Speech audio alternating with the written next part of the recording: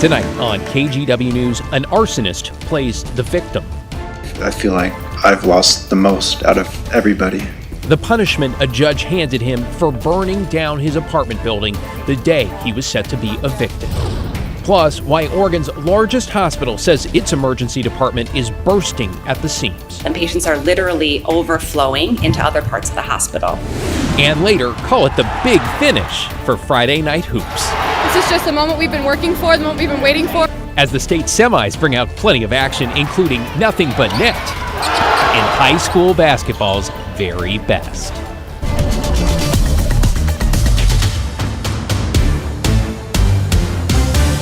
Good evening. Welcome to the weekend, though while it may be mid-March and less than a week from the official start of spring, it seems winter, well, it has other ideas. We begin this Friday night with this, a weather impact alert for the Cascades, the view of Timberline with feet of snow now on the way. Thanks for joining us. David Molko here, along with Celine Stevens in for Matt. So Celine, walk us through what's coming. We have a lot that's coming on our way in the next 48 hours. You can see Timberline right now. That snow is coming down and it's cold out there. 26 degrees is where they're sitting. Those winds coming out of the west at 9 miles per hour. And you'll see we've been dealing with the rain all day, but the mountains have also been dealing with the snow, the Cascades. And again, this is continuing all weekend long. We're only going to be seeing more rain and more importantly, more snow along the passes and again in the mountains. And so we have a looks like a winter storm warning in effect that went into effect today, lasting through Sunday evening.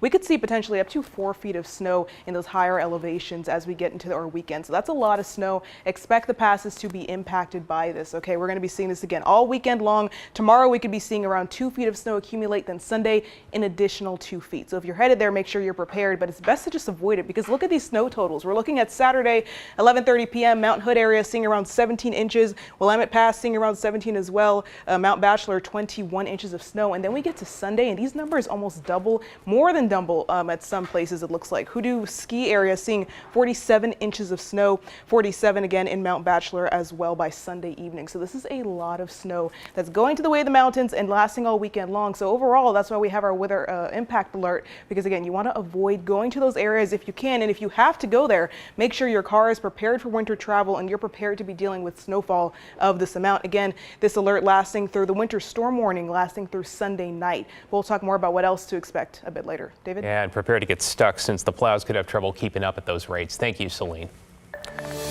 New tonight, some growing concerns from OHSU as it deals with extreme capacity issues in its emergency department, with patients waiting hours and in some cases days for much needed care. Catherine Cook's in the newsroom with how the hospital is dealing with the strain. Catherine. Well, David, they're getting creative, moving beds into hallways and other places on campus.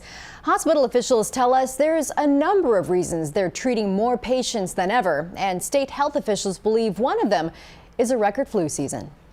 It's hard because patients are uncomfortable. They're sitting in chairs. They're waiting for hours for care. At a roundtable discussion at OHSU, hospital officials shared concerns over capacity issues, not just here, but all over the state, especially in emergency departments. The ED is where problems become evident because, again, we're the safety net and we're the backup plan. So we are where people go when they can't access care, and we're also where patients stay when they can't get into a bed. Dr. Mary Tansky is chair of OHSU's Department of Emergency Medicine. She says here they have 31 emergency beds and 10 in pediatrics. But at any given time, she says there are 80 to 100 patients in overflow areas. So we've converted an old auditorium into care spaces, basically putting beds around the perimeter, and there's still stadium seating. OHSU attributes the expanse of ED patients to 3 contributing factors. More people simply need access to medical care. Hospitals are full, and the patients are sicker. State health officials say right now the flu is a big reason for that. Hospitals across the state are filling up with patients. I mean, even in an average year, the hospital census tends to go way up because of influenza. Dr. Paul Cieslak with Oregon Health Authority says this is the worst year for flu in the Portland metro area since the state began tracking those numbers 15 years ago. This year, they've had nearly 1,600 hospitalizations for the flu. That's 70 more than the previous record in 2017, with likely more to come. The positivity rates are still high, so don't think that flu season is over. It's telling us that it's not. On top of that, CSLAC says only about 29% of Oregonians got the flu vaccine, which is recommended for everyone 6 months and older. He's especially concerned for seniors, as more than half of those hospitalized for flu are over 65. Finally, health officials say this flu season could be with us until June. If you haven't been vaccinated already, it's not too late. During OHSU's roundtable, hospital officials gave an update on efforts to increase capacity. A big one is construction of a new inpatient addition.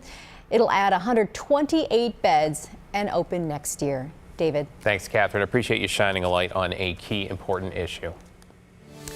In an update, the man convicted of setting fire to his own apartment building in Southwest Portland 2 years ago will spend the next 16 years in prison. During sentencing, Garrett Rep denied starting the fire that displaced dozens of people and destroyed the century-old May apartments along Southwest 14th on the very day he was set to be evicted. Residents talked about what was lost that day, while Rep tried to claim he was a victim. In addition to taking everything that I owned and accumulated for myself since being on my own, he took away 2 of my emotional support animals, Basil and Desmond. As far as remorse, I have to say that what I believe the truth is I didn't start this fire. But I do understand losing everything. I feel like I've lost the most out of everybody. You can imagine how that set with the victims there. An empty lot remains where the building was demolished. Its owners say it is too expensive to rebuild, and they are worried if they sell, it'll be at a huge loss. To get you caught up on tonight's other headlines now, the Oregon National Guard is preparing for a security operation along the U.S. border with Mexico. 50 people from a local battalion will be stationed along the border for a year. They'll be training for the next 9 months before starting their mission in October. The Pentagon has been increasing the number of troops at the border after President Trump declared a national emergency. The University of Oregon is now among dozens of other schools under a civil rights investigation by the Federal Education Department. The institutions are accused of violating Title VI of the Civil Rights Act by partnering with a nonprofit that helps underrepresented students and groups get business degrees. The department says the program limits eligibility based on the race of participants. The university telling us it's taking the allegations seriously and will be working to resolve that complaint.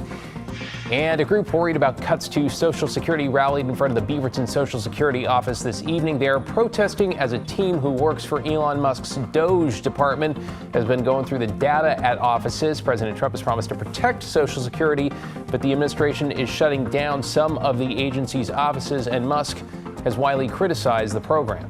So we're out here to say, do not even think of messing. Do not cut staff. Don't close any offices. We need access to our money. We put money into this. We earned it. So please, hands off. A judge today heard arguments over whether to block Musk's staff from accessing Social Security data, but has not yet made a ruling.